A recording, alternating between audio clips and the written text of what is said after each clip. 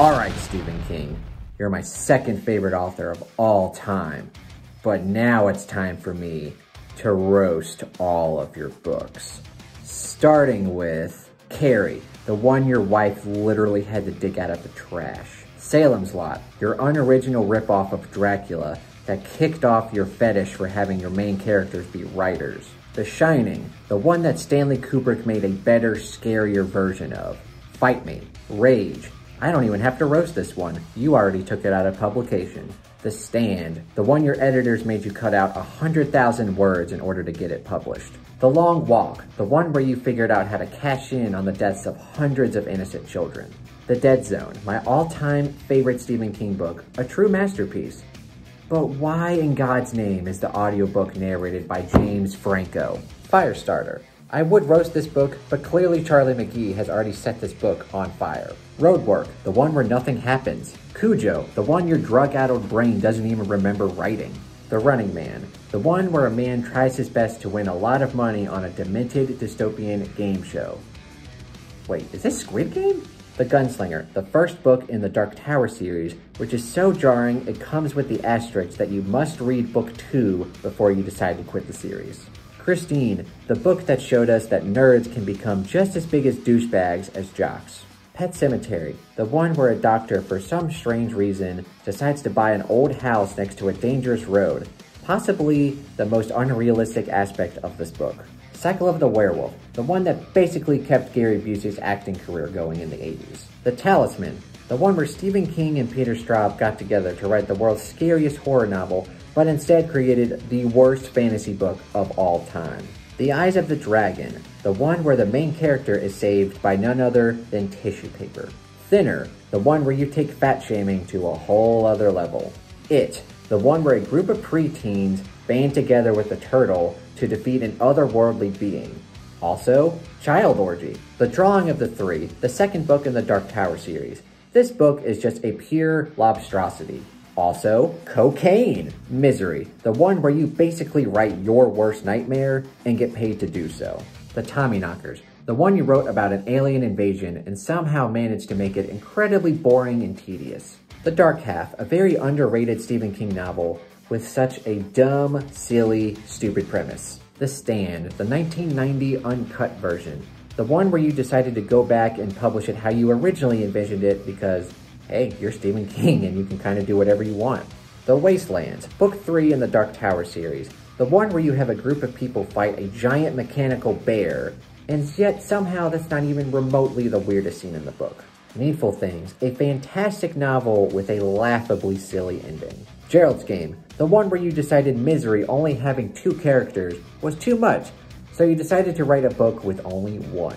Dolores Claiborne, Stephen King's sophomore attempt at making Kathy Bates a household name. Insomnia, the one you incorrectly titled because this one put me to sleep almost immediately. Rose Matter, an otherwise good novel that you ruined with a painting and a minotaur. The Green Mile, a great novel that never needs to be read again because of the pitch-perfect adaptation. Thank you, Tom Hanks. Thank you. Desperation, the long and drawn-out version of The Regulators. The Regulators, the short and unsophisticated version of Desperation. Wizard and Glass, the 4th book in the Dark Tower series, the one where you slam on the brakes to the Dark Tower to tell a 700-page romantic backstory.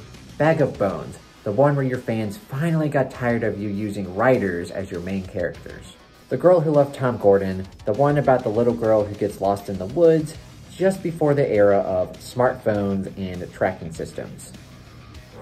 Bad break. Hearts in Atlantis, the mosaic novel that contains 2 stellar novellas and 3 ultimately forgettable short stories. Dreamcatcher. Shitweasels. Shitweasels. From a Buick 8, a pseudo-Dark Tower novel that rehashes the idea of using a demonic car. Black House. Out of all the sequels you chose to write, you chose this one.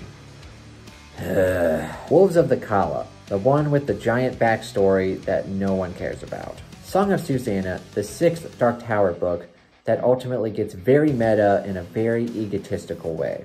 The Dark Tower, the 7th and final Dark Tower novel that has a fantastic ending, but overall has a lot of very anticlimactic moments spread throughout the story. The Colorado Kid, the one where you introduce a mystery and piss off all of your readers by not even attempting to resolve it. Cell, a very boring, very outdated attempt at a zombie apocalypse. Lisey's Story, Stephen King's favorite novel that he's ever written.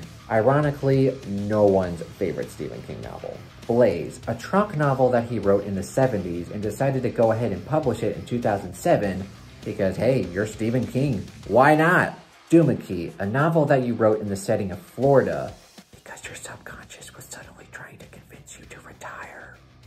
Under the Dome, the one with the worst Stephen King ending of all time, hands down.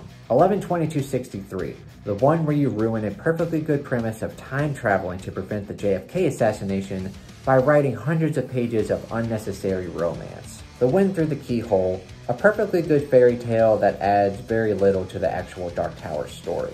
Joyland, a hard case crime novel that has absolutely nothing to do with hard case crime. Dr. Sleep, the sequel we all wanted with an overpowered kid and an unimpressive cast of antagonists. Mr. Mercedes, the book where King decided to actually write a decent plot, but forgets to add compelling characters. Revival, a great Stephen King novel with such a bleak and nihilistic ending that no one ever wants to read it a second time. Finders Keepers, the one true good book in the Bill Hodges trilogy that honestly should have just been a standalone.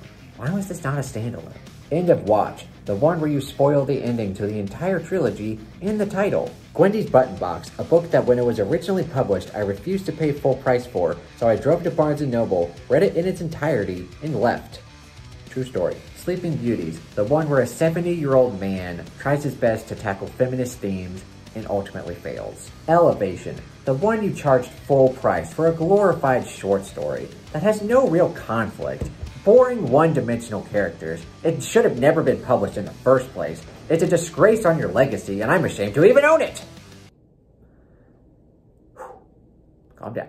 The Outsider, the one where you introduce a very intriguing mystery premise, and then halfway through the novel, you turn it into a convoluted horror story. The Institute, the one where the best character in the whole book is introduced in the first chapter, and we don't see him again for another 300 pages. What the hell? Later, your ripoff of The Sixth Sense that rehashes an ending to one of your most popular books of all time. Billy Summers, your newest novel, the one we all got excited about because of the assassin for hire character, yet you still somehow managed for him to become a writer, in true Stephen King fashion. Whew! So that was me roasting every Stephen King novel. Please let me know what you guys thought of this video down in the comments below. And please leave down below what your roasts for any of his works are. I'd love to read them down in the comments below. If you enjoyed this video, please give it a thumbs up and consider subscribing to my YouTube channel and the Bookish Drummer Discord. And if you'd like to further support me, come check out my Patreon and see what that's all about. But anyway, thank you so much for watching and have a terrific day. What do you think about that, Stephen King?